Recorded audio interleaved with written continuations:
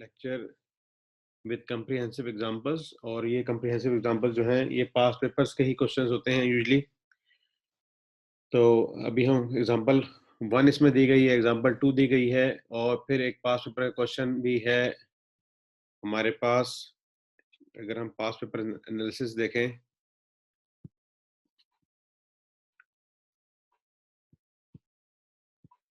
तो ये जो ग्रीन हुआ है job costing that is of 13 marks in spring 2018।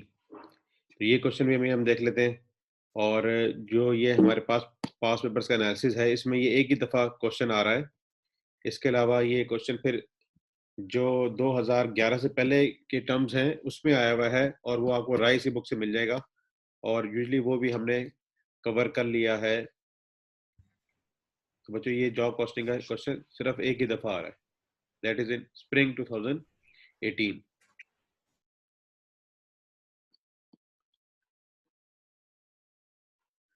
तो बच्चों अस्सलाम वालेकुम सर। जी वालेकुम सलाम। अच्छा, तो ये जो आपका क्वेश्चन था ना कि हम इसमें ऑपरेटिंग एक्सपेंसेस को क्यों कॉस्ट का हिस्सा बनाते हैं। ऑपरेटिंग एक्सपेंसेस को कॉस्ट का हिस्सा हम उस वक्त बनाते हैं जब जॉब कंप्लीट हो जाती है। जब जॉब कंप्लीट हो जाती है तो फिर उन एक्सपेंसेस को हमने फिर कहाँ पे जाके कैटेगराइज करना है। अगर हम जॉब के साथ नहीं करेंगे तो इवेंचुअली तो वो प्रॉफिट लॉस में ही जाते हैं। लेकिन अब हमारे पास यहाँ पे काम ही सिर्फ जॉब पे करने वाला है। ये जो चैप्टर है ये कह रहा है कि हमारे पास जॉब एंड सर्विस कॉस्टिंग है। अब हमारे पास अदर देन जॉब कोई और एक्टिविटी नहीं है। तो हम क्या करते हैं, जितने भी हमारे एक्सपेंसेस हो रहे हैं एडमिन नेचर के, ऑपरेशनल नेचर के, सेलिंग नेचर के, डिस्ट्रीब्यूशन नेचर के, वो इन्हीं जॉब से रिलेटेड हो रहे हैं। तो फिर हम उनको भी एक प्रो रेट बेसिस पे इनके ऊपर एलोकेट कर देते हैं। और अगर पीरियड एंड पे जॉब इनकम्प्लीट है तो फिर हम उन एक्सपेंसेस को इसके ऊपर प्रो रेट नहीं करते। ठीक है, यूजली उनको जब जॉब कंप्लीट हो जाएगी फिर उस कॉस्ट का हिस्सा बनाया जाता है। उस वक्त तक जब तक जॉब इनकम्प्लीट है हम इसको यूजली इसका हिस्सा नहीं बनाते। एक बात ये। दूसरी बात आपने की कंपोजिट की। कंपोजिट का मतलब होता है डुअल। अब आप रूम रेंट अगर निकालोगे होटल का या हॉस्पिटल का या फलाना, तो आप रूम रेंट यूजली फिर वो पूरे अकाउंटिंग पीरियड का निकलना होता है।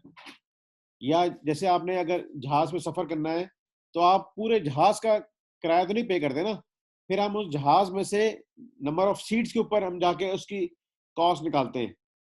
तो हम क्या करते हैं, पर डे, पर आवर, पर सीट, पर पैसेंजर, ये हमारी कॉस्ट निकलना शुरू हो जाती है। दैट्स वाई इसको कहा जाता है कंपोजिट के। इसके अंदर दो एलिमेंट शामिल होते हैं। जैसे यहाँ कॉस्ट पर रूम है, और फिर पर रूम हमने पर ईयर नहीं लेनी होती, हमने रूम क्या पूरे साल के लिए लेना होता है, हम करते हैं पर डे।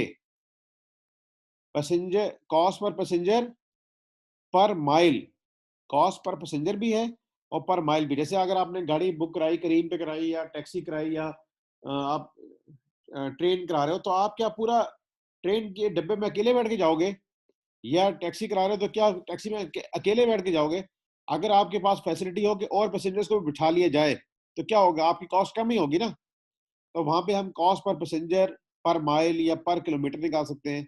इसी तरह cost per ton, mile delivered, जब आपने ट्रांसपोर्टेशन करनी हो, कुछ चीजें भेजनी हो, तो इस तरीके से निकाली जाती हैं। इसी तरह cost per patient, per day या पर आवर भी निकाला जाता है, एंड सो ऑन। ठीक है बेटा, ओके सर। कोई क्वेश्चन कंफ्यूजन है तो बताएं। अब जो आपका दूसरा है ना कि हम ऑपरेटिंग एक्सपेंसेस को इसका पार्ट क्यों बना रहे हैं, सेलिंग एंड, अगर हम इसका पार्ट नहीं बनाएंगे तो किसका पार्ट बनाएंगे। हम इवेंचुअली इसको भी प्रॉफिट लॉस में लेके जा सकते हैं, लेकिन सिंस ये कॉस्टें इंकर्ड ही इसके लिए हो रही होती हैं, जॉब्स के लिए, हमारे पास और कोई अदर देन जॉब एक्टिविटी नहीं है, इसलिए हम इसका पार्ट बनाते हैं। और जब जॉब कॉस्ट शीट बनाएंगे तो उसमें जाके उसका हर जॉब का प्रॉफिट निकालने के लिए, जैसे अभी हम यहाँ पे एग्जांपल दिखा देता हूँ आपको मैं।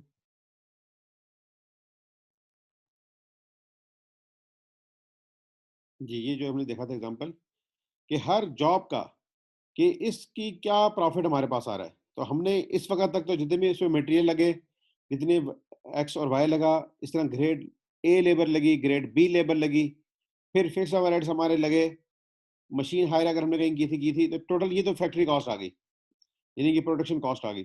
प्लस हमने अब जो एडमिनिस्ट्रेशन और मार्केटिंग है, वो भी हमने इसी के लिए ही ये डिपार्टमेंट्स बनाए हुए हैं कि हमने इन प्रोजेक्ट्स की, इन जॉब्स की हमने मॉनिटरिंग करनी है, इनको फैसिलिटेट करना है, इनके लिए मार्केटिंग करनी है, तो हमने इसको कोई प्रोरेटा रख दिया। तो ये टोटल कॉस्ट ऑफ सेल्स हो गई, कॉन्ट्रैक्ट प्राइस कर दिया जाता है एंड प्रॉफिट। तो ये आपकी बात ठीक है कि ये डिफरेंट है इन कंपैरिजन टू अदर, लेकिन हम इसको कैपिटलाइज, जिस तरह वर्ड यूज आपने किया था ना कैपिटलाइज, इसको कैपिटलाइज नहीं करते। देखो आप, जैसे ये वाली जॉब थी, ये इनकम्प्लीट थी, इसके हमने एडमिन और मार्केटिंग इसके अंदर ऐड नहीं किया। इसको कब ऐड करेंगे? कि जब ये जॉब कंप्लीट होगी। अभी ये दो जॉब्स थी ना, थोड़ा सा इसको और मैं करके व्यू दिखाता हूँ आपको।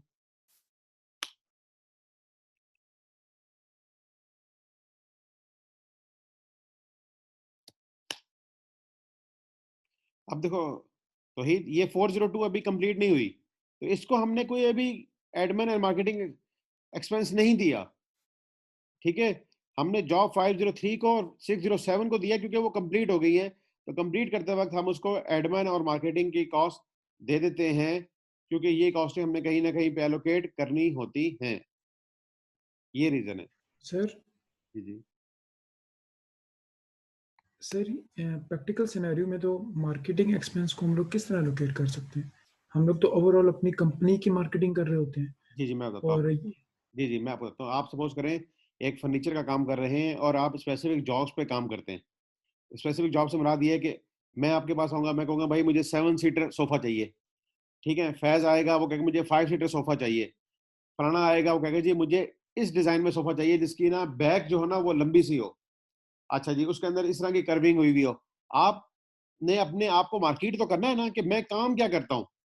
तो मार्केटिंग एक्सपेंसेस आप कर रहे हैं फॉर दीज, कि आप अपने आप को इंट्रोड्यूस करा रहे हैं कि मैं इस तरह स्पेसिफिक जॉब पे काम करता हूँ। मैं, आप क्या करो कि एक होता है, अभी हम नेक्स्ट चैप्टर जैसे हमारा है ना, वो है प्रोसेस कॉस्टिंग। प्रोसेस कॉस्टिंग में क्या होता है कि आप अपनी मर्जी का फर्नीचर बनाते हो अपने डिजाइन के मुताबिक। यानी कि जो आप मार्केट में देख रहे हो कि आजकल डिजाइन चल रहे हैं या कोई लेटेस्ट डिजाइन आने वाला है, उसको आप कॉपी करके ना आप अपने शोरूम पे रखते रहते हो। ठीक है, और फिर उनको भी मार्केट करते हो डेफिनेटली। यहाँ पे क्या है, आप अपनी स्किल मार्केट कर रहे हैं कि मैं स्पेसिफिक जॉब्स के मुताबिक, कस्टमर की नीड के मुताबिक अपना ये प्रोडक्शन करता हूँ। तो वो आप जो कॉस्ट इंकर्ड की है वो किस लिए की है? इन जॉब्स के लिए की है ना, इसलिए फिर उसको उसके ऊपर एलोकेट कर दिया जाता है।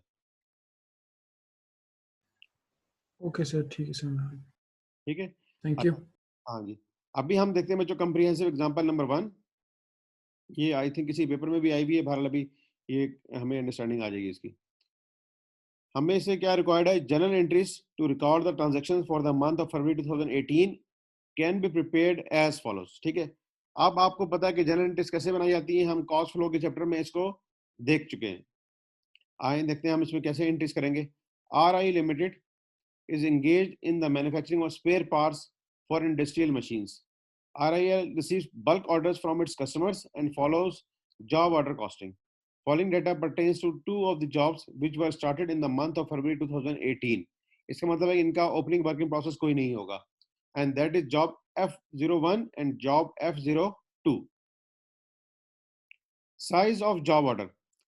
This is for 5,400 units and this is for 3,600 units. Labor hours used. These are labor hours, and there is a labor rate per hour also given, that is 360 per hour and that is 400 per hour. अब ये job F02 जो है ये आपको expensive लगेगी क्योंकि इसके ऊपर लेबर का जो रेट है वो 400 है और यहाँ पे लेबर का रेट है पर आवर 360। ये इसको हम कह सकते हैं कि स्पेशलाइज्ड लेबर है या स्किल्ड लेबर है, और it may be semi skilled labour. Each unit of both jobs require 24 kg of raw material S40। ये S40 एक रॉ मटेरियल का नाम है, कोई कोड हमने उसका असाइन किया हुआ है, और ये हम यूज करते हैं दोनों जॉब्स में 24 kg। Okay, purchase price of S40 was ₹30 पर केजी। अगर हम जब इसको खरीदने जाएंगे तो पर केजी इसकी कीमत है 30 पर केजी। ओके, तो हम क्या कर सकते हैं, अगर जॉब 01 के लिए मैंने मटेरियल की कॉस्ट मालूम करनी है, तो कितनी प्राइस आएगी भाई? बताएं 30 भाई सर, जी। 30 आएगी प्राइस। 120। नहीं भाई देखो, 5400 यूनिट्स हैं, उनके लिए मैं पूछ रहा हूँ कि मटेरियल की प्राइस क्या आएगी। अच्छा मैं सर उठा लूँ तो।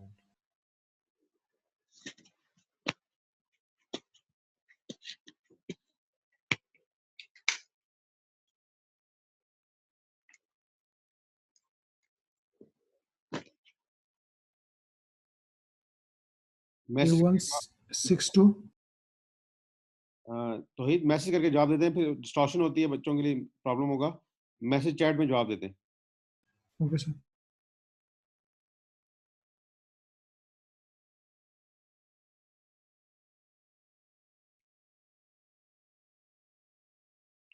अच्छा भाई तफसीम, आपने ये डिवाइड बाय 30 क्यों किया है? It should not be divide by 30। तीनों को मल्टीप्लाई करना है ना सर? हाँ, तीनों को मल्टीप्लाई किया जाएगा। देखो क्यों, 5400 यूनिट्स हमने बनाने हैं, हर एक पे चाहिए होते हैं 24 kg। Each unit of both jobs require 24 kg, और 1 kg आता है 30 का। जी शाबाश, वेरी गुड। आमना ने सही आंसर दिया है। That is 3.888 million. ठीक है, 3,888,000 ये बनेगा बच्चों, ठीक है। अच्छा, this is for job F01, and what about job F02? अपने पास ये नोटबुक पे लिख के करें बच्चों, क्योंकि जब हम इसकी एंट्रीज करेंगे तो फिर आपको ये फिगर वहां पे यूज करनी है।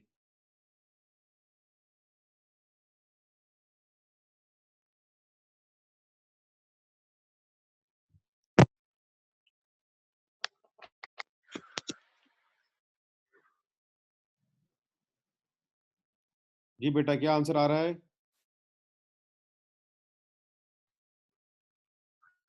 25,92,000। गुड, शाबाश, वेरी गुड। तो ये हमारे पास आ जाएगी मटेरियल कितना कितना कंज्यूम होगा इन दोनों में, ठीक है। अच्छा जी, the inventory of S40 at beginning and at the end of the month was 2.94 and 1.74 respectively।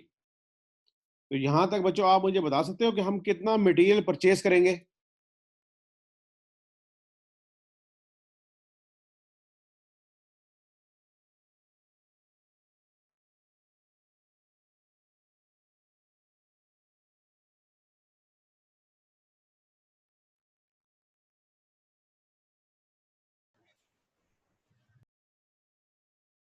$1.2 million। 1,200,000। In rupees, 1200। In rupees बता रहे हैं?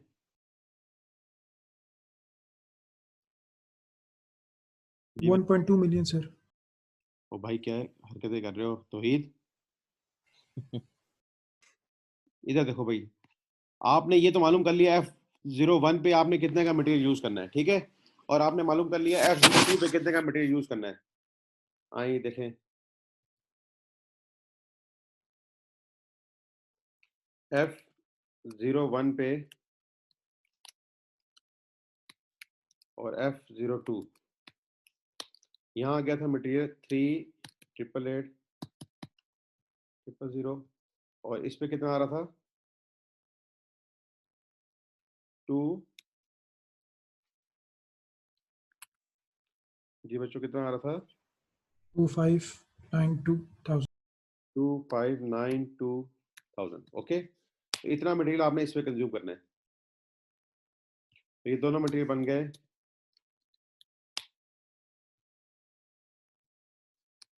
6.48 मिलियन। 6.48 मिलियन, ठीक है। इसके अंदर हम क्लोजिंग को ऐड कर देंगे। क्लोजिंग है हमारे पास, that is the inventory of S4 at beginning and at the end of the month 2.94 है बिगिनिंग में, और एंडिंग में है 1.74।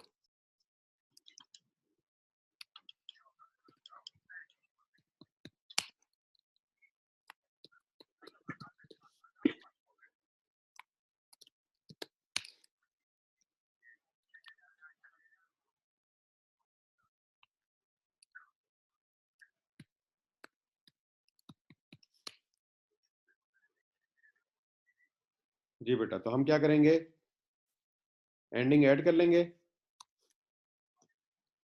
और बिगनिंग लेस। बिगिनिंग लेस कर देंगे। तो इतनी हमें प्रोसीजर्स करनी पड़ेंगी।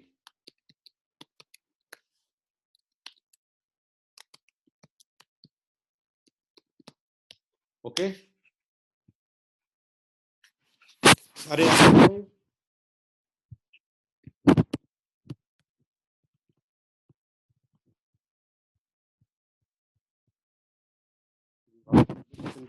तो ये मटेरियल की बातें हमारी 1 और 2 पॉइंट में क्लियर हो जाएंगी। Wages were paid on 28th February 2018.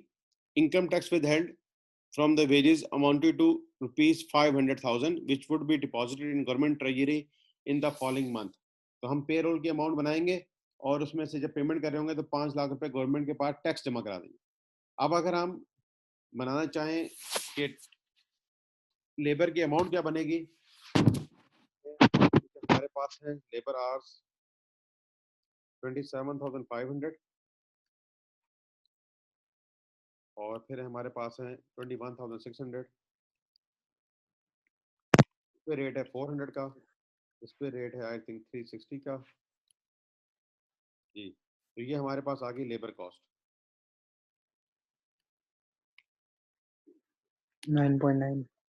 जी, ये दोनों के मिला के बन गई 18.54। अब जब आपने इसकी पेमेंट करनी होगी तो 5 लाख आप इसमें से टैक्स काट लेंगे और बाकी जो पेमेंट होगी वो आप इनको कर देंगे, दैट इज 18.04 मिलियन। तो ये आ जाएगी बच्चों लेबर की value. Okay, job F01 was in process at month and, ये इन प्रोसेस में थी।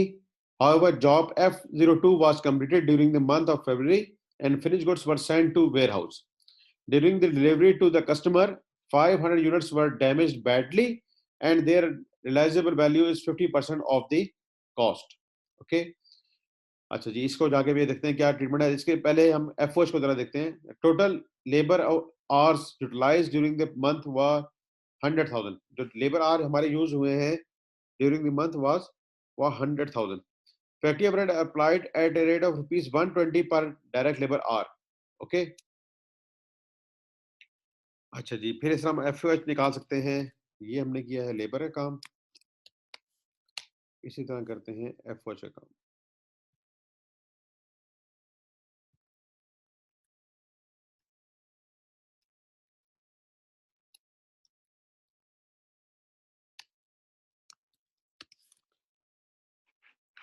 और एफओएच हम अप्लाई कर रहे हैं विद 120 पर डायरेक्ट लेबर आवर। तो ये हमारी एफओएच बन जाएगी 5.892 मिलियन, जो कि पर लेबर आवर के हिसाब से। अंडर और over applied factory overhead are charged to cost of sales at month end. Total actually factory overhead amount to 11 million, out of which 40% were fixed. Okay, अच्छा बच्चों, अब हम देखते हैं कि journal entries to record the transactions क्या होंगी। पहले हमने क्या किया होगा, सबसे पहले मटेरियल परचेज किया होगा। तो पहले पास हमारे पास मटेरियल परचेज की एंट्री आ गई है, परचेजेस डेबिट और अकाउंट्स पेएबल या सप्लायर या cash credit, that is by 5.2 million 28 million. ये हमने फिगर निकाली थी 5.28 मिलियन, इससे ये एंट्री हो रही है। ठीक है बच्चों, इसके बाद क्या हुआ कि मटेरियल इशू होगा और प्रोडक्शन में जाएगा और हमारे पास हम यहाँ पे रिकॉर्ड करते हैं with respect to specific job. तो work in process F01 and work in process F02। तो इस प्रोसेस के लिए हमारा गया है 3.888 एंड इसके लिए गया है 2.592। तो हमने 3.888 एंड 2.592 हमने यहाँ कर दिया और ये रॉ मटेरियल की इशुएंस आ गई फ्रॉम स्टोर 6.48 मिलियन। तो ये आ गई बच्चों 6.48 मिलियन जो हमारी इशुएंस हुई। ठीक है, ये दोनों एंट्री समझ आ गई यस सर। जी। अब हम आते हैं लेबर की एंट्री। लेबर की भी हमने फिगर निकाल ली थी, दैट इज 9.9 एंड 8.6। ये दोनों हमारे पास लेबर की फिगर्स हैं। तो 9.9 एंड 8.6, तो हम वही कर देंगे working process F01, working process F02 और ये टोटल पेरोल बन गई हमारी 18.54। ये जो हमारी फिगर बनी थी दैट इज 18.54। इसकी एंट्री आ गई वर्क इन प्रोसेस डेबिट और पे रोल क्रेडिट। इसके बाद क्या होगा, पे रोल जो अमाउंट है इसको हमने पे करना है, तो पे रोल डेबिट, एक्रूड पे रोल 500 क्रेडिट और बैंक और कैश हो जाएगा 18.04 मिलियन। यही बात हमने यहाँ पे भी लिखी है, 18.04 आ जाएगा हमारा जो पेमेंट करने के लिए हमें जाना होगा एंड सो ऑन। अब हम आते हैं applied efforts, work in process F01 और वर्क इन प्रोसेस F02। तो हमने यहाँ देख लिया था कि ये आ रहे हैं 3.3 और ये आ रही है 2.592, तो टोटल हो गया 5.892। तो हम ये 5.892 की एंट्री कर देंगे work in process F01 applied efforts with respect to direct labor hours and work in process F02 with respect to direct labor hours। तो ये हमारे अप्लाइड की एंट्री आ गई। ठीक है बच्चों, अब क्या हुआ था कि हमारी एक जॉब कंप्लीट हुई है। कौन सी जॉब कंप्लीट हुई थी? F02 कंप्लीट हुई थी। अब हमें देखना है F02 के ऊपर हमारी कॉस्टें क्या क्या लगी है। हम उसकी अगर कॉस्ट निकालना चाहेंगे F02 की, तो बच्चों इसके अंदर हमारे पास आ गया मटेरियल की कॉस्ट आ गई दिस वन, लेबर की कॉस्ट आ गई दिस वन और अप्लाइड एफर्ट की कॉस्ट आ गई दिस वन। इन सबको सम कर लिया हमने, दैट इज 13.824 मिलियन। तो ये 13.824 मिलियन जो है ये हमारे पास आ जाएगा फिनिश गुड्स में। Finish goods debit and work in process F02 जो है वो क्रेडिट हो जाएगा विद 13,824 मिलियन। ठीक है, 13.824 मिलियन के साथ ये हो जाएगा क्रेडिट। तो ये बच्चों है जब वो चीज कहाँ चली गई, वेयर हाउस में, क्योंकि वो इनकम्प्लीट प्रोसेस से निकल के अब कंप्लीट प्रोसेस में आ गई है, दैट इज फिनिश गुड्स। इसको फिनिश गुड्स भी कह सकते हैं या कंप्लीटेड यूनिट्स भी आप इनको कह सकते हैं, जो भी हेड आप यूज करना चाहें आप कर सकते हैं। ओके बच्चों, अब हमने इससे कितने यूनिट बनाए थे? F02 के कितने यूनिट थे? क्वेश्चन में अगर हम देखें तो हमारे पास है ये 3600 यूनिट्स। तो हम जब इसको 3600 से डिवाइड कर देंगे तो हमारे पास आ जाएगा पर यूनिट कॉस्ट कि एक यूनिट कितने का है। ये 3600 यूनिट है और ये कॉस्ट आ जाएगी per unit, rupees per unit, ये हमारे पास कॉस्ट होगी 3.84। ठीक है बच्चों, अब क्या हुआ, कितने यूनिट्स हमारे जाया हो गए थे? आई थिंक 500 थे। यहाँ देख भी रहते हैं कितने यूनिट्स आए हुए थे। हाँ, 5 units were damaged badly and their realizable value is 50% of the cost। अब ये इनकी कॉस्ट बनी थी। दिस इज कैसे आई भाई, हमने क्या किया 3840 इसको मल्टीप्लाई कर दिया 500 के साथ, क्योंकि ये डैमेज यूनिट्स है। ठीक है,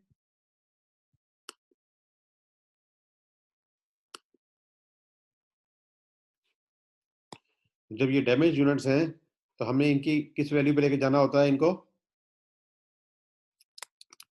देयर नेट रिलाइजेबल वैल्यू। ठीक है, ये डैमेज यूनिट्स आ गए।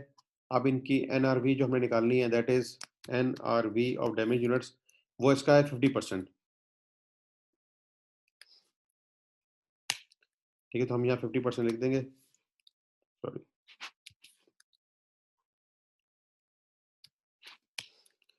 तो ये 50% पे हमने इसकी वैल्यू निकाल ली। तो जब NRV इतने पे गई तो हमारा लॉस कितना हुआ बच्चों? 50%। दैट इज आल्सो 50%, तो वो ये आ जाएगा। और ये अब नॉर्मल होगा, ये नॉर्मल नहीं है क्योंकि हमने अब नॉर्मली इसको हैंडल किया तो हमारे पास लॉस है। तो अब इसकी लॉस की एंट्री देख लेते हैं।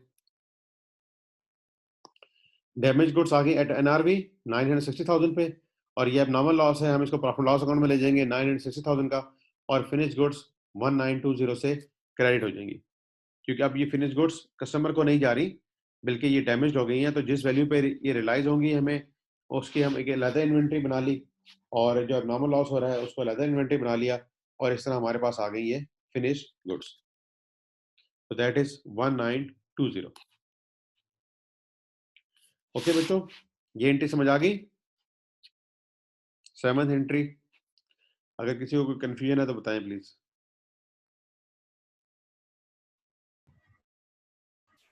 सर इसको फिनिश गुड्स के उस हेड से ही निकाल के डैमेज गुड्स में डाल दिए। जी बेटा, देखो वो क्यों निकाला, देखें फिनिश गुड्स यूजली जो होता है जब हम देखते हैं, अब आज तक पढ़ते रहे, फिनिश गुड्स निकल के कहाँ पे जाती हैं? कस्टमर के पास। कॉस्ट ऑफ सेल्स के हेड में, कॉस्ट ऑफ सेल्स, ठीक है ना। जैसे पहले एंट्री होती है वर्क इन प्रोसेस डेबिट और मटेरियल क्रेडिट, फिर फिनिश गुड्स डेबिट और वर्क इन प्रोसेस क्रेडिट, फिर कॉस्ट ऑफ सेल्स डेबिट और फिनिश गुड्स क्रेडिट। अब ये एंट्री उन यूनिट्स के साथ होती है जो कस्टमर के पास चले गए, जिस तरह आपने कहा, और या वो यूनिट्स जो के सही होते हैं, ठीक है, और इवेंचुअली सेल होने होते हैं, उनको हम लेते हैं कॉस्ट ऑफ सेल्स में। ये यूनिट्स फिनिश गुड्स से निकल गए हैं, अब फिनिश गुड्स इन्वेंटरी में नहीं रहे, क्योंकि अब ये गुड यूनिट्स नहीं है, ये लॉस यूनिट्स हैं और अपनी डैमेज यूनिट्स हैं। हम इनकी एक अलग इन्वेंटरी बना ली है, that is damage goods inventory.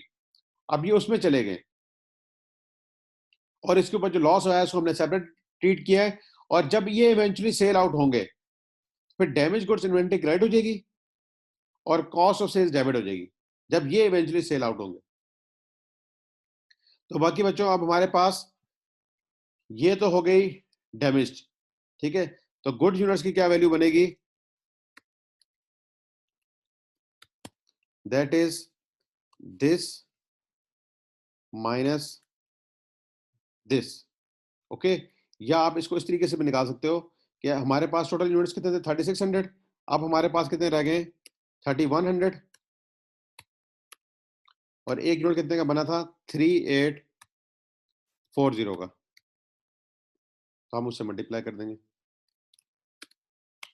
तो जब भी हमारे पास यही आंसर आएगा 11.94 मिलियन, ठीक है, यानी कि हम 3100 को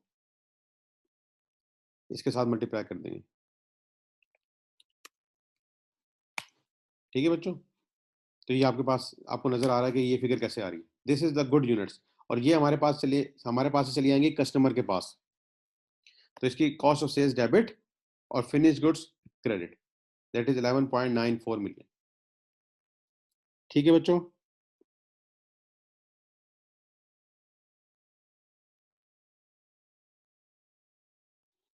सर जी, अच्छा, फिर आती है अब अंडर और ओवर अप्लाइड की एंट्री। अब इन्होंने क्वेश्चन में बताया था कि हमारे पास total hours utilise during the month हुए हैं 100,000। ये तो इन दो जॉब्स के मतलब हमें इन्फॉर्मेशन दी गई ना कि इन पे इतने आवर्स यूज हुए हैं, लेकिन इसके अलावा भी कोई और जॉब्स होंगी जिसका डाटा हमें नहीं दिया गया, लेकिन उन्होंने बता दिया टोटल हमारे आवर्स जो यूज हुए हैं लेबर के वो 100,000 है। और जब इसको हम 120 से मल्टीप्लाई करेंगे, ठीक है, तो हमारे पास आ जाएगा अप्लाइड एफओएच। अगर हम अप्लाइड एफओएच निकालना चाहें यहाँ पे, दैट इज 100,000 आवर्स इनटू 120, ठीक है।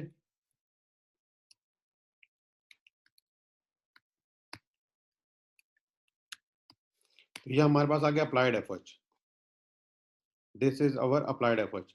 फिर हम देखते हैं कि हमें क्या एक्चुअल एफओएच दिए गए, और एक्चुअल एफओएच को हमने बताया डेटा कि वो है 11 मिलियन। तो 11 मिलियन हम यहाँ लिख देंगे, ओके। तो इस तरह हमारे पास ओवर अप्लाइड आ रहा है कि अंडर अप्लाइड? Over apply. हाँ, तो ओवर अप्लाइड आ गया, और इसको हम क्या करते हैं? कॉस्ट ऑफ सेल में प्लस कर देते हैं, प्रॉफिट में माइनस कर देते हैं। नहीं भाई, कॉस्ट उल्टा बोल में देते हैं। लेस करते हैं, ठीक है, या प्रॉफिट में ऐड करते हैं। ये ओवर अप्लाइड है। देखो एक्चुअली कॉस्ट सही। हमारी इंकर्ड हुई है 11, और हमने अपने बुक्स में रिकॉर्ड कर लिया 12, तो एक ज्यादा रिकॉर्ड की हुई है तो उसको कॉस्ट में से लेस करेंगे या प्रॉफिट में ऐड करेंगे।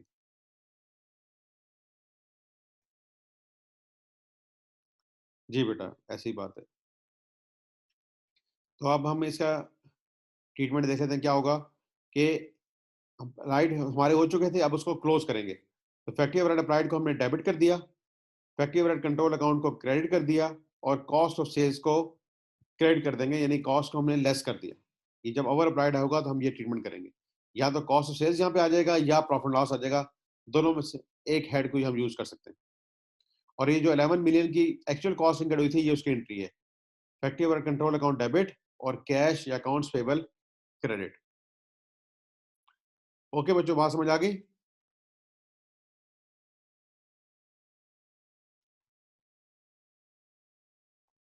तो ये हमारा इस क्वेश्चन के सारे एंट्रीज कंप्लीट हो गई। सिंस इस क्वेश्चन में हमें सेल प्राइस नहीं बताई गई थी, तो हम अकाउंट रिसीवेबल और सेल्स की एंट्री नहीं कर सकते, और हम प्रॉफिट भी कैलकुलेट नहीं कर सकते, क्योंकि हमें ये नहीं बताया गया कि इनको हम कितने पे सेल करेंगे। जस्ट अभी तक जो बातें की गई थी वो कॉस्ट से मुतल्लिक थी। इस पूरे क्वेश्चन में कहीं सेल प्राइस नहीं बताई गई, तो दैट्स वाई हम कहीं ऑपरेटिंग एक्सपेंसेस नहीं बताए गए, तो हम इसलिए उनकी एंट्रीज कोई नहीं कर सकते। ठीक है बच्चों, तो ये सारे जो 10 के करीब हमारी एंट्रीज हुई हैं, ये आपको समझ आ गई होंगी। अप्लाइड एफर्ट्स की ना हमें यहाँ पे 12 मिलियन की फिगर आ रही है, जबकि हमने अप्लाइड एफर्ट्स की एंट्रीज जो की है ना वो 5.892 मिलियन की है। बाकी जो अप्लाइड एफर्ट्स है उसकी इन्फॉर्मेशन हमें नहीं दी गई, बस हमें ये बता दिया गया था कि 1 लाख घंटे काम हुआ है, तो बाकी इन्फॉर्मेशन करने की हमें जरूरत नहीं है। बाकी जो हमने कैलकुलेशन की थी रॉ मटेरियल की, ये उन्होंने वर्किंग दे दी है उसकी, कि वो 5.28 कैसे आया था वो हमने यहाँ निकाल भी लिया था। 5.28 की ये वर्किंग आई हुई है। ठीक है बच्चों, तो ये 5.8 जी जी फिर ये 5.28 वाली थोड़ी रिवाइज कर देंगे। जी जी कर देता हूँ। देखिए भाई, F01 है और F02 है, ठीक है।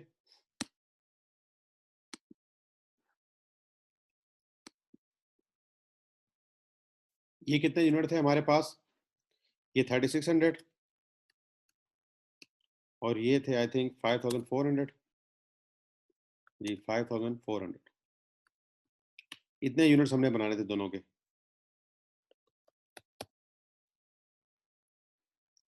इस पे एग्रीड है? अच्छा जी। यस। फिर हर एक यूनिट पे कितना मटेरियल लगना था? 24 kg। ये पर यूनिट kg हमारे कंज्यूम होने थे, और एक कितने का था? 30 का। ठीक है, तो हमने क्या किया है, this multiply by this and multiply by this, ये काम हमने इसके लिए भी किया। तो इन दोनों को अगर हम सम करेंगे तो ये बनेगा 6.48। तो हमें मटेरियल की कंजम्पशन जो करनी पड़ेगी दैट इज 6.48, प्लस क्वेश्चन में हमें बता दिया गया कि हमारे पास एंडिंग कितनी है और बिगिनिंग इन्वेंट्री कितनी है। The inventory of S4 at beginning वो थी 2.94 और एट द एंड है 1.74। तो एंड है 1.74, बिगिनिंग है 2.94। तो हमने अगर परचेजेस निकालनी हो तो हम कंजम्पशन में एंडिंग ऐड करते हैं, बिगिनिंग माइनस करते हैं, तो हमारे पास परचेजेस आ जाती हैं। अगर आप इसको एक और तरीके से समझना चाहो तो यूं समझ सकते हो। देखो, जब हम इनकम स्टेटमेंट बनाते हैं तो हम लिखते हैं ओपनिंग स्टॉक, उसके अंदर क्या ऐड करते हैं? परचेजेस। तो ये हमारे पास आ जाते हैं अवेलेबल फॉर यूज।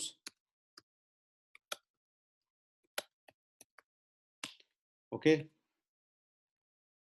और फिर हम इसमें लेस करते हैं क्लोजिंग।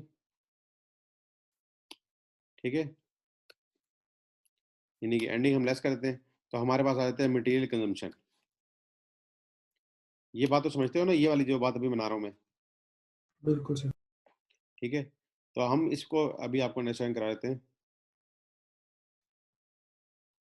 कंजम्पशन बेसिकली सर वो जो CGS होता है ना। जी जी, अब आप देखो, बिगिनिंग आपके पास ये आ गई, एंडिंग आपके पास ये आ गई, ये आपको दी हुई है, कंजम्पशन आपने निकाल लिया है, तो ये हो गए। अब आपके पास परचेजेस आपने मालूम करनी है। आपको ये पता है कि जब हम बिगिनिंग प्लस परचेजेस करते हैं तो क्या आता है हमारे पास?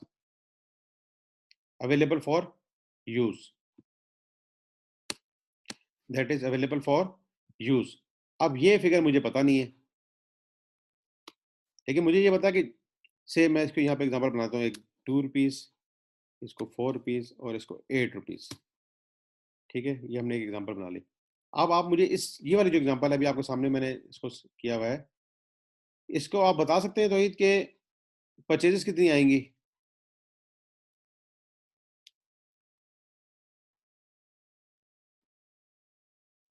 टन आएंगे सर ये। अच्छा, आप कह रहे हो ये 10 आएंगी। ठीक है, हम चेक करते हैं कि वाकई ऐसा है। अगर हम इसको 10 कर दें तो ये कितनी बन जाएंगी? 2 + 10 12, और 12 में से 4 माइनस कर दिया हमने, तो हमारे पास कितना आ जाएगा? 8।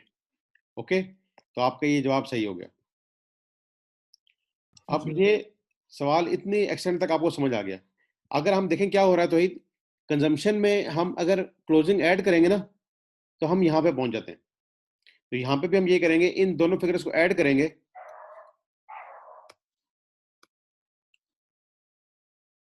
तो हमारे पास आ गया अवेलेबल फॉर यूज, क्योंकि इस फिगर में से जब ये लेस करते हैं तो ये आता है। तो अगर हम इसमें ये ऐड कर देंगे तो ये वाली फिगर आ जाएगी।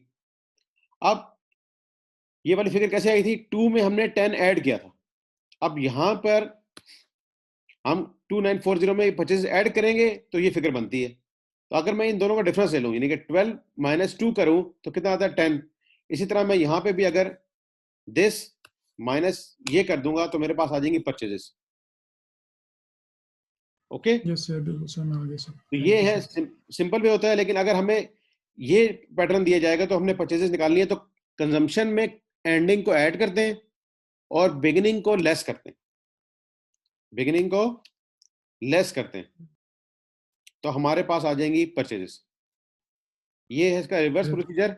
और आगे इंशाल्लाह हमारे पास आएगा एक बजटिंग का चैप्टर, तो उसमें हमें ये बहुत ज्यादा यूज करना पड़ेगा reverse method.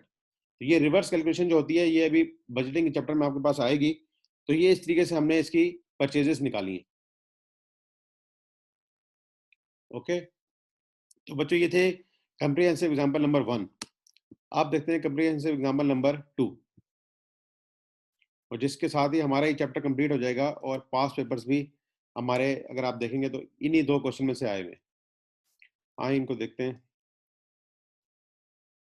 In order to prepare journal entries to record the above transaction please see. अब हमें इसमें भी ट्रांजैक्शंस की जनरल एंट्रीज करनी है। अब वो क्या एंट्रीज हैं? Modern engineering workshop is engaged in production of customised spare parts of textile machinery.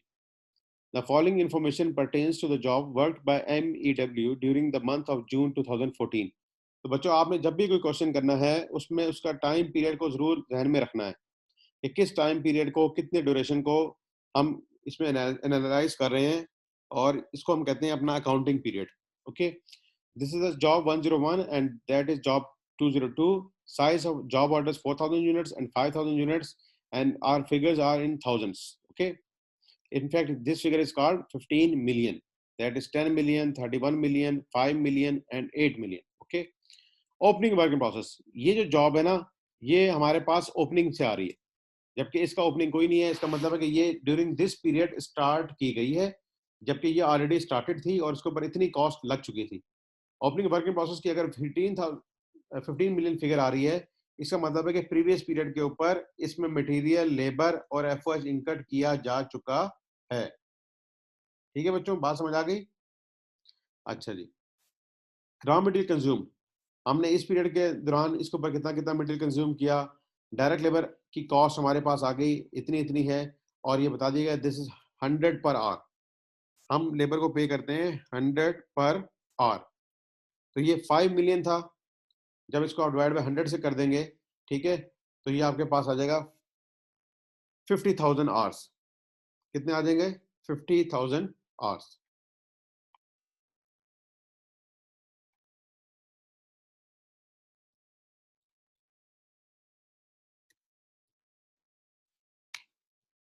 ये 5 मिलियन की फिगर है।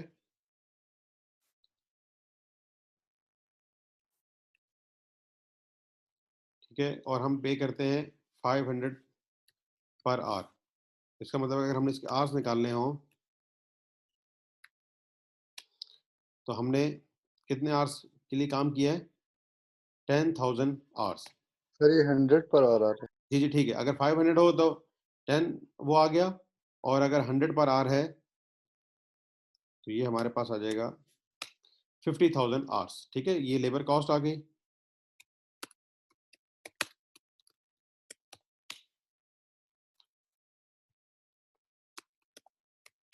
और ये लेबर रेट आ गया पर आवर।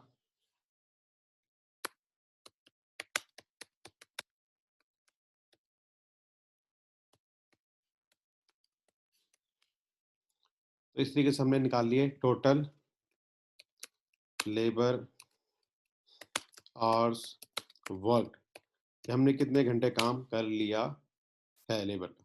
ठीक है बच्चों, इसी तरह अगर हम दूसरे डिपार्टमेंट्स का देखें तो उसमें हमने 8,000 किया है, 8 मिलियन किया है, तो इसमें हमारा आंसर आ जाएगा 80,000। ठीक है,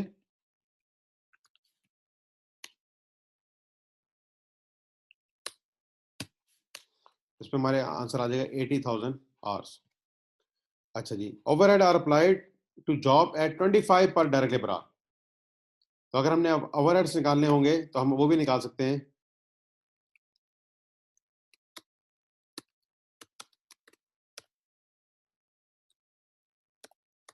वो 25 का रेट है दोनों के लिए। तो अगर हमने दोनों के एफर्ट्स निकालने हैं तो दिस मल्टीप्लाई बाय दिस, तो इस तरह हमारे पास दोनों जॉब्स के एफर्ट्स भी आ गए। क्लियर बच्चों? तो ये सिंपल सिंपल कैलकुलेशन हैं, इसमें ध्यान रखना पड़ता है ताकि आपका आंसर गलत ना हो जाए। तो यही आपकी एक्सपर्टीज चेक होंगी एग्जाम में। एग्जाम के प्रेशर में आपकी यही चीज चेक होगी कि आप किस तरह कैलकुलेशन कर रहे हैं। Under over applied overheads are transfer to cost of sales. तो यहाँ बता दिया गया कि ये कॉस्ट ऑफ सेल्स में जाएंगे। तो अंडर अप्लाइड हो तो कॉस्ट ऑफ सेल्स में ऐड होते हैं, ओवर अप्लाइड हो तो कॉस्ट ऑफ सेल्स से लेस होते हैं। तो ये जुमला आपने 10 दफा पढ़ना है आज। Yes sir. पूरी तस्वीर नहीं दे रहा क्योंकि आज वो 21वां रोजा है, ताक रोजा है, तो आप तस्वीर दूसरी पढ़ते रहना, इसको सिर्फ 10 दफा पढ़ना आज। Okay sir. ठीक है जी। Job 101 was completed during the month and the goods were sent to warehouse for delivery to the customer। ये कंप्लीट हो गई, हमने भेज दिया। During the transfer to the warehouse 160 units were damaged. 160 unit जो है वो डैमेज हो गए। ठीक है, और उनकी नेट रियलाइजेबल वैल्यू दे दी गई 500,000। Remaining units were transfer to the customer. अब हमें ये देखना पड़ेगा कि पहले हमारी 101 की टोटल कॉस्टिंग कितनी है। इसकी टोटल कॉस्ट थी पहले 15 million opening work in process,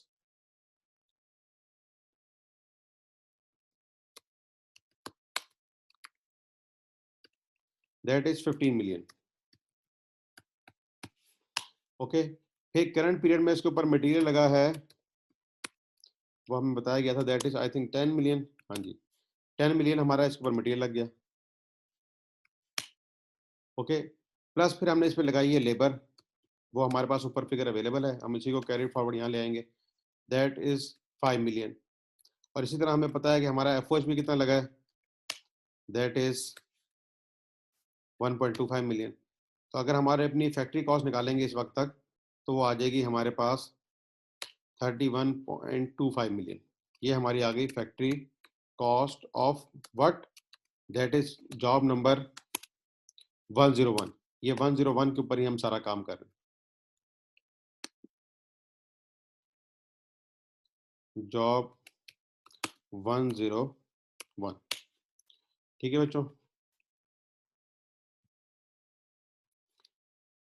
ये 101 का हो गया और ये आई थिंक जॉब 202 है। अच्छा बच्चों, अब हमारे पास ये कितने यूनिट्स बनने थे, यूनिट्स में हमें बताए गए थे,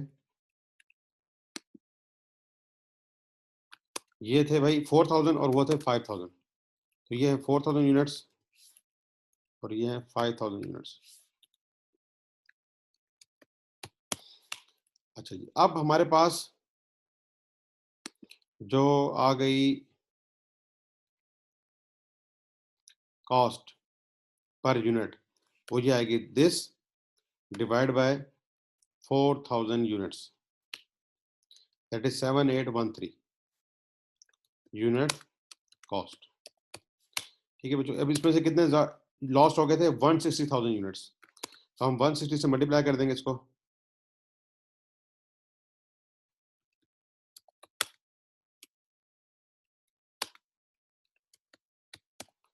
दिस मल्टीप्लाई बाय 160। तो ये जो यूनिट्स लॉस्ट हुए ये उनकी वैल्यू आ गई और उनकी एनआरवी कितनी बताई गई है, दैट इज 500,000। ठीक है, NRV of lost units that is 500,000। तो हमारा लॉस कितना हुआ बच्चों, this minus this, that is 750,000। और ये कौन सा लॉस है, एबनॉर्मल लॉस है। और ये किसको चार्ज होगा, क्वेश्चन में बताया गया था कि नहीं बताया था,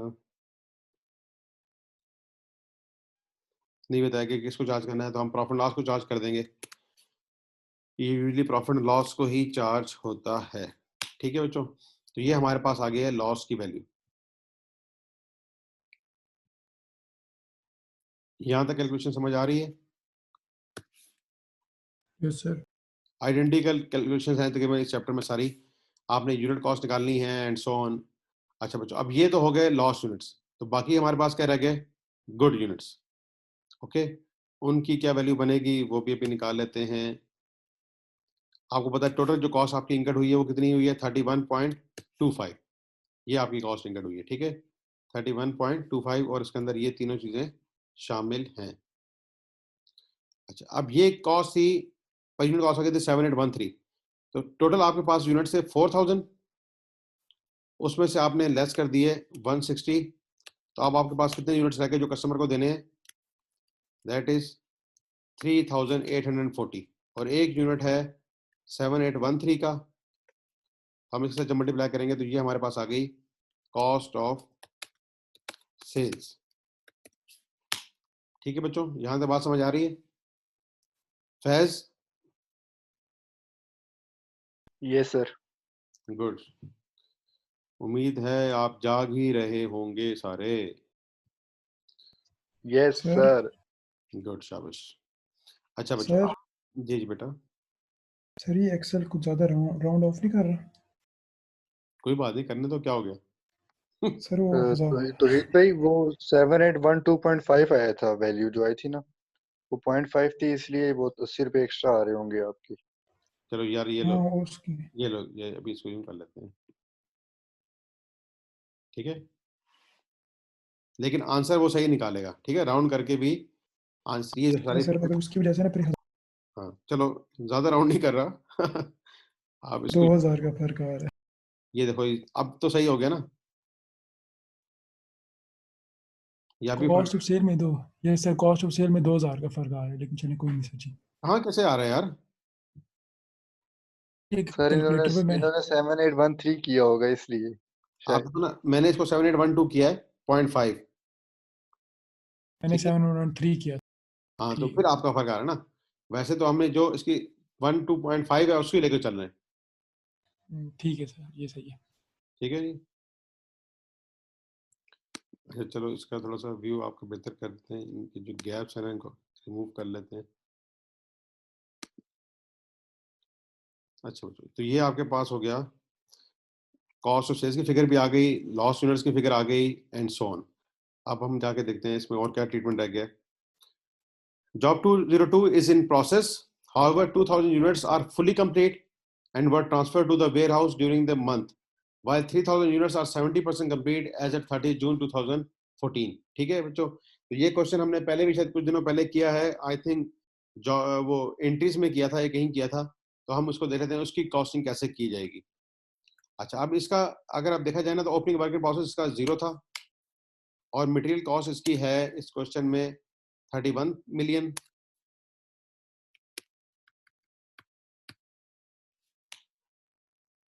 एक जीरो और आ जाएगा। अच्छा जी, ये 31 मिलियन आ गई। लेबर की कॉस्ट हमने यहाँ निकाल ली थी, दी की थी, वो आ गई। एफओएच की कॉस्ट यहाँ से आ गई, तो इसी तरह ये हमारे पास आ गया, इसकी कॉस्ट आ गई 41 मिलियन। ओके बच्चों, अब इसमें क्या हुआ है कि 2000 यूनिट्स तो हमारे फुल कंप्लीट हैं, ये तैयार हो चुके हैं। Job 202 is in process, however 2000 units are fully complete and were transferred to the warehouse। तो ये 2000 यूनिट्स कहाँ चले गए? फिनिश गुड्स में चले गए या वेयर हाउस में चले गए। और बाकी इन प्रोसेस में कितने हैं? दैट इज 5000 यूनिट्स है हमारे, 2000 तो कंप्लीट है, तो बाकी रह गए 3000 इन प्रोसेस। ओके, ये इन प्रोसेस है, और वो कितने परसेंट प्रोसेस हो चुके हैं? 70%। इसका मतलब है कि वो कंप्लीट हैं,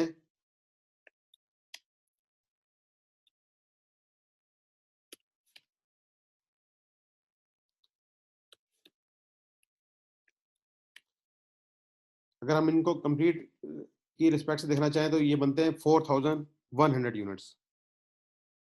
ओके, इसको कहा जाता है ईपीयू, इक्विवेलेंट प्रोडक्शन यूनिट्स।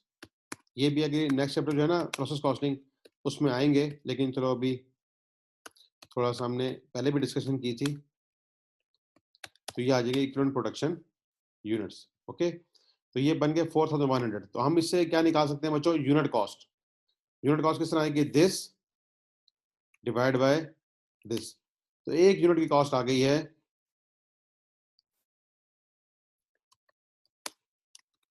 10,000।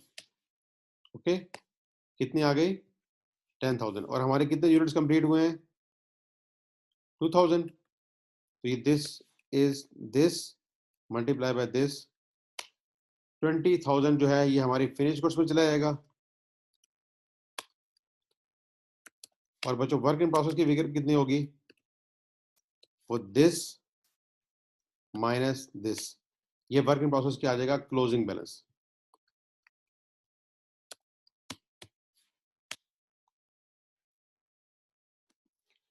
मैं इसको रिपीट कर देता हूं कि अभी जॉब 202 में क्या हो रहा है बच्चों? 202 में ये हो रहा है कि 5000 यूनिट्स बनाने थे, ओपनिंग वर्क इन प्रोसेस हमारे पास नील था। इस पीरियड में हमने मटेरियल कॉस्ट इनकट किया 31 मिलियन, लेबर कॉस्ट आ गई 8 मिलियन, अप्लाइड एफओएच आ गए 2 मिलियन। ठीक है, ये अप्लाइड एफओएच है। और ये कॉस्ट बन गई हमारी 41 मिलियन। सिंस अभी ये जॉब कंप्लीट नहीं है, लेकिन इसका कंप्लीट का स्टेटस क्या है कि 2000 यूनिट्स कंप्लीट है और रिमेनिंग 3000 क्या होंगे? In process. और खुद भी उन्होंने बता दिया job 202 is in process, however 2000 units are fully complete and were transferred to the warehouse during the month, while 3000 units, 3000 कहां से आ रहे हैं? 5000 minus 2000। और अगर ये ना भी बताता तो आपने 5000 minus 2000 करके ही लेने थे, और वो 70% कंप्लीट है एज ऑफ 30 जून 2014। तो इस तरह करने से हमारे पास आ गए, इनके हम निकालते हैं इक्विवेलेंट प्रोडक्शन यूनिट्स। ये 2000 100% कंप्लीट थे और ये 3000 70% कंप्लीट थे। ठीक है, इसको हम कहते हैं परसेंटेज कंप्लीशन, कि कितने परसेंट ये कंप्लीट है। हमने बता दी 70% कंप्लीट है और ये 100% कंप्लीट थे, तो आपस में मल्टीप्लाई करके हमने इनकी इक्विवेलेंट यूनिट्स निकाल लिए कि अगर ये 3000 यूनिट्स की बजाय 2100 यूनिट के ऊपर काम होता ना तो वो कंप्लीट हो चुके होते। तो टोटल हमारे कंप्लीट कितने यूनिट्स होते? 4100, और 900 हमारे रहते इनकम्प्लीट। तो इस तरह हमने यूनिट कॉस्ट निकाली। यूनिट कॉस्ट किस तरह आती है बच्चों? Total cost divide by equivalent production units, divide by equivalent production units जब आप करते हैं तो ये आपके पास आती है यूनिट कॉस्ट। ठीक है, total cost divide by equivalent production units. अब आप देखें यहां पे भी यूनिट कॉस्ट ऐसी आई थी। कैसे आई थी? टोटल कॉस्ट क्या थी हमारे पास? This one.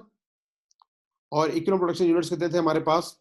क्योंकि उसमें तो सारे यूनिट्स कंप्लीट हो चुके थे ना। कितने यूनिट्स कंप्लीट हो चुके थे? 4000। तो इस तरह हमने जब इसको इससे डिवाइड किया था तो हमारे पास यूनिट कॉस्ट आ गई थी, दैट इज 7812। ठीक है, यानी कि हमने क्या किया है, इसको अगर नया फार्मूला भी लगाना चाहें, दिस डिवाइड बाय दिस, ये हमारे पास आती है। यूनिट कॉस्ट हमेशा इसी तरह निकलती है, total cost divide by equivalent production units. यहाँ पे वो सारे यूनिट्स मुकम्मल तौर पे कंप्लीट थे, इसलिए और कोई क्वेश्चन अराइज ही नहीं हुआ कि हमें इसमें से परसेंटेज निकालनी पड़े एंड सो ऑन, वो हमें कुछ नहीं करना पड़ा। फिर हमने जब फिनिश गुड्स निकालने हैं तो हमें यूनिट कॉस्ट पता है, उसको हमने क्या किया, 20,000 से 2000 से मल्टीप्लाई कर दिया। और वर्क इन प्रोसेस क्लोजिंग निकालनी है तो 41 मिलियन में से हमने 20 मिलियन लेस कर दिए, तो हमारे पास वर्क इन प्रोसेस आ गया 21 मिलियन। यहां तक बच्चों को क्वेश्चन?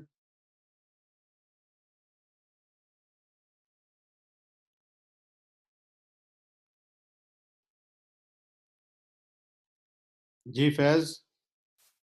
नो सर, क्लियर है। गुड। सर जी बेटा। सर ये जो आपने प्रोसेस कॉस्टिंग के जरिए आपने यहाँ पे इक्विवेलेंट प्रोडक्शन यूनिट्स निकालने हैं सर, इसको हम लोग अभी फिनिश गुड्स में क्लोज तो नहीं करेंगे ना?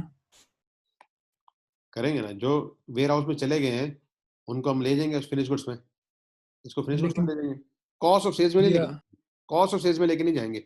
कॉस्ट ऑफ सेल्स उस वक्त जाएगा जब कस्टमर को हैंड ओवर कर दिए। तो सर अभी पिछले जो क्वेश्चंस हम लोगों ने किए हैं उसमें भी जो जो जॉब्स कंप्लीट नहीं होती थी हम लोग उसको फिनिश गुड्स में लेके नहीं जाते थे। ठीक हो गया। अभी देखो ना यहाँ पे उसने बताया है कि job 202 is in process, however 2000 units are fully complete and were transferred to the warehouse. जब वो प्रोडक्शन एरिया से निकल गए ना तो वर्क इन प्रोसेस को क्रेडिट कर देंगे, क्योंकि जब आप इन्वेंट्री काउंट करना सीखते हो, अभी हमने फिजिकल इन्वेंट्री वैल्यूएशन चैप्टर में भी की है, तो सिर्फ इन्वेंट्री काउंट जो है ना वो रॉ मटेरियल का नहीं होता, वो फैक्ट्री के अंदर आके भी देखा जाएगा कि कितना काम इनकम्प्लीट है, कितना कंप्लीट है, और एंड सो ऑन। ये जो हमने 70% की जो स्टेज निकाली है ना कि 33,000 यूनिट 70% कंप्लीट है, ये भी डिटरमिन की जाती है स्टॉक काउंट के टाइम पे। अभी ये अगर कस्टमर को भी जा चुके होते फिर हम 2000 यूनिट्स को कॉस्ट ऑफ सेल्स में भी ले जाते। अगर ये इवेंचुअली कस्टमर के पास पहुंच चुके हैं और 3000 यूनिट्स को हम बाद में भेजेंगे, क्योंकि हमने कॉस्ट अकाउंटिंग में क्या करना होता है, जो भी हमारा प्रोसेस का चल रहा होता है, फ्लो चल रहा होता है, उसको डॉक्यूमेंट करना होता है। Okay sir. ठीक है, चलो अभी मेच्योरिटी आ जाएगी, आपको कॉन्फिडेंस आ जाएगा। अच्छा, एक्चुअल ओवरहेड्स हुए हैं भाई हमारे 4 मिलियन, एक्चुअल ओवरहेड्स हुए हैं 4 मिलियन। अगर हम देखें हमारे अप्लाइड एफओ अभी कितने आ रहे हैं, दैट इज 3.25। इन दोनों को अगर हम सम कर लें, अभी तक हमने कितना इस पे अप्लाई किया हुआ है, दैट इज 3.25, जबकि वो क्या कह रहे हैं कि हमारे एक्चुअल आ गए हैं 4 मिलियन। ठीक है, तो क्या आएगा भाई, तो ही अंडर और ओवर? सर ये अंडर आएगा। गुड, शाबाश। तो ये अंडर आ रहा है बाय 750,000। ठीक है, ये है अप्लाइड एफओएच, ये थे एक्चुअल एफओएच, और ये आ जाएगा हमारे पास अंडर अप्लाइड।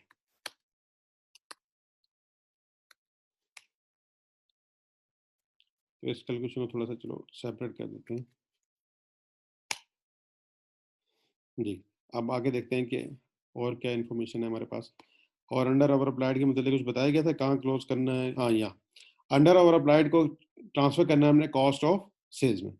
अब हमारे पास सारा डाटा कंप्लीट हो चुका है, अब इसके एंट्रीज देख लेते हैं जल्दी जल्दी। वर्क इन प्रोसेस डेबिट और रॉ मटेरियल क्रेडिट, क्योंकि हमारे पास कितने का बेटा रॉ मटेरियल इशू हुआ था, इसके लिए 10 मिलियन का, इसके लिए 31 मिलियन का। तो ये 10 मिलियन जॉब 101 को आ गए और 31 मिलियन जॉब 202 को आ गए, और रॉ मटेरियल क्रेडिट हो जाएगा बाय 41 मिलियन।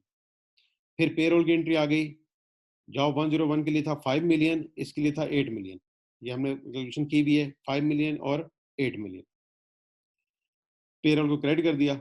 इसके बाद था फैक्ट्री ओवरहेड अप्लाइड, उसकी भी हमने कैलकुलेशन कर ली थी, हमारे पास यहाँ पे कैलकुलेशन अवेलेबल है 1.25 एंड 2 मिलियन। तो इसी की एंट्री उन्होंने कर दी। Working process job 101 and working process job 202, 1.25 and 2, और अप्लाइड एफर्ट्स आ गए 3.25। इसके बाद फैक्ट्री ओवरहेड अप्लाइड को क्लोज कर दिया अंडर कॉस्ट ऑफ सेल्स। तो हमने अभी यहाँ कैलकुलेशन कर ली थी कि अंडर अप्लाइड हमारे पास आ रहे हैं 750, क्योंकि एक्चुअल एफर्ट्स थे 4 मिलियन के। अच्छा, अब जॉब 101 कंप्लीट हो गई थी, 30,000 चला जाएगा फिनिश गुड्स में। हमने यहाँ पे कैलकुलेशन की भी है, कॉस्ट ऑफ सेल्स में जा रहा है 30 मिलियन। पहले फिनिश गुड्स में आएगा, फिर कॉस्ट ऑफ सेल में चला जाएगा। और डैमेज गुड्स हमने लिए 500 पे, और प्रॉफिट लॉस अकाउंट में जा रहा है लॉस 750 का। ये कैलकुलेशन हमने की हुई थी 750 की, ये चला गया प्रॉफिट एंड लॉस में। तो ये इसकी एंट्री होगी, और वर्किंग प्रोसेस पूरे कंप्लीट हो चुका था, तो 31.25 मिलियन से हमने इसको क्रेडिट कर दिया, और 31.25 मिलियन की ये फिगर आ रही थी। ये जॉब कंप्लीट हो गई थी, इसलिए इसका मामला क्लोज हो गया। फिर आते हैं, जब वो सेल कर दी गई जॉब 101, तो कॉस्ट ऑफ सेल डेबिट हो जाएगा और फिनिश गुड्स क्रेडिट हो जाएगा। ये आप देखें, फिनिश गुड्स यहाँ पे 30,000 से ही हुआ था, यानी कि 30 मिलियन से, 30 मिलियन से क्रेडिट हो गया और कॉस्ट ऑफ सेल्स में आ गया। ओके, अच्छा, अब जो जो देखो तौहीद 202 जो जॉब थी ना, उसमें से कितने यूनिट्स कंप्लीट हुए थे? 2000। तो 2000 को ले आए हम फिनिश गुड्स में, और वर्क इन प्रोसेस को क्रेडिट कर दिया बाय 20 मिलियन। और यहाँ पे भी देखो आपके पास ये 20 मिलियन की फिगर आ रही थी, जो कि फिनिश गुड्स में आ गई। Okay sir. तो बच्चों ये है, और इसके बेस पे आप इनका जॉब का अकाउंट बना सकते हैं, फिनिश गुड्स का अकाउंट बना सकते हैं, एंड सो ऑन। तो हम ये बताते चलेंगे, पास्ट पेपर्स में हमारे पास स्प्रिंग 2018 का क्वेश्चन आया था, दैट इज ऑफ 13 मार्क्स। ठीक है ना, स्प्रिंग 2018। तो स्प्रिंग 2018 में जो क्वेश्चन था वो मैं आपको दिखा देता हूँ, जो अभी हमने कर ही लिए हैं, सेम उसी तरह के क्वेश्चन है। ये वाला बच्चों, अभी हमने किया था ना 360 वाला और 400 वाला, बिल्कुल। S4 मटेरियल वाला ओपनिंग स्टॉक ये, क्लोजिंग स्टॉक ये। तो बच्चों ये एक ही पेपर आया था पास में, जो क्वेश्चन ऑलरेडी कवर हो गया है इन स्टडी टेक्स्ट। तो अगर आप लोगों के पास राइस की बुक है तो उसमें कुछ 2007 का भी कोई क्वेश्चन है और 2006 का शायद कोई क्वेश्चन है, वो आप इसको एज ए होमवर्क करें वीकेंड पे, और कोई क्वेश्चन हो तो मुझसे पूछें। फिर इंशाल्लाह मंडे से हम नेक्स्ट चैप्टर स्टार्ट कर देंगे, that is process costing. Sir process costing, और कोशिश करेंगे हम ये रमजान के नेक्स्ट वीक हमारा लास्ट वीक होगा, फिर शायद ईद की एक हफ्ते की छुट्टियां हो जाए, तो इसमें हम जितना कवर कर सकते हैं प्रोसेस कॉस्टिंग को कवर करें। ये एक डिटेल्ड और लेंथी चैप्टर है, बाकी अभी जो चैप्टर थे सारे छोटे छोटे चैप्टर थे, ये एक डिटेल चैप्टर आएगा जिसपे थोड़ा सा टाइम हमारा ज्यादा लगेगा। जी बेटा। सर ये टॉट के बारे में बात करनी थी सर हम लोगों ने। अच्छा अच्छा बेटो, आज का लेक्चर कंप्लीट हो गया है, अभी बाकी हम डिस्कशन कर रहे हैं, तो अगर किसी ने क्लास ऑफ भी करनी है तो कर सकता है। जी टॉट की क्या बात करनी है? सर ये टॉट को थोड़ा आगे कर सकते हैं क्योंकि हम लोगों की भी तैयारी करनी है और सिलेबस भी बता दें आप। ठीक है, तो अभी ये 18 तो पेपर आ रहा है। सर हमने रिजल्ट के बाद तो पढ़ना स्टार्ट किया, तो सर एकदम से कैसे करेंगे? सर तो ये ग्रुप में डालो ना भाई आप। सर सब एग्री हो जाए तो फिर ग्रुप में डालने की क्या जरूरत है सर जी? तो भाई एडमिनिस्ट्रेशन ने आपकी एग्जाम कंडक्ट करना है, मैंने तो नहीं करना। एडमिनिस्ट्रेशन को अपना नहीं पता होता सर, वो कहाँ, हम लोगों ने अपना डिस्कस कर लेते हैं ना यहाँ, उसके बाद फिर हम ग्रुप में भी डाल देंगे। सर ये ऐसे टॉट जो उन्हें होता जब है, वो उन्हें सारे जब कुछ हो तो कहते हैं सर। सारे सब्जेक्ट्स का इकट्ठा अरेंज होगा, तो चलो कोशिश करते हैं ईद के बाद ही चला जाएगा मुझे लगता है, क्योंकि अभी रिजल्ट आया है और नए एडमिशन्स भी आ रहे होंगे। बहरहाल चलो मैं हसन साहब से या राशिद साहब से बात कर लूंगा, फिर इंशाल्लाह इसको हम अपना ना हिस्सा बना लेंगे। Yes sir.